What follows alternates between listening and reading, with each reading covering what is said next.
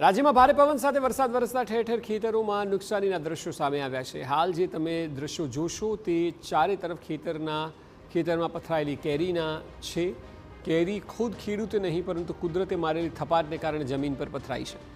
કાલોલ વિસ્તારમાં ભારે વાવાઝોડા સાથે વરસાદ વરસતા વેજલપુર બાગાયત ફાર્મમાં કેરીના પાકને મોટા પાયે નુકસાન થયું છે। તમે ચોંકી જશો જાણીને કે વેજલપુર ખાતે અંદાજિત 40 વીઘામાં 2000 કરતાં વધુ વિવિધ પ્રજાતિના આંબાના વૃક્ષો આવેલા છે, જેમાંથી વાવાઝોડા દરમિયાન અંદાજિત 400 મણ ઉપરાંત કેરી આંબા પરથી ખરી જમીન દોસ્ત થઈ ગઈ, જેમાં ખેડૂતોને મોટો આર્થિક ફટકો પડ્યો છે। નુકસાની અંગે ખેડૂતોનું કહેવું છે કે સરકાર આર્થિક સહાય કરે તો ઊભા થઈ શકીશું।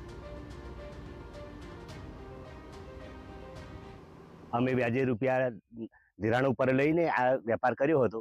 5 પૈસા કમાવાની આશાએ તેમાં અચાનક આ તોફાન આવવાના કારણે અમારે 400 થી 500 મણ કેરીનું નુકસાન થયું છે। તેમ છતાંય હજુ પણ 4 દિવસની આગાહી છે।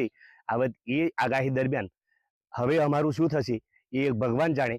હવે આ આફતની સામે એક ભગવાન સહારો કરે તો અને બીજી સરકાર સહારે કરે તો એ જ અમારો આશરો છે।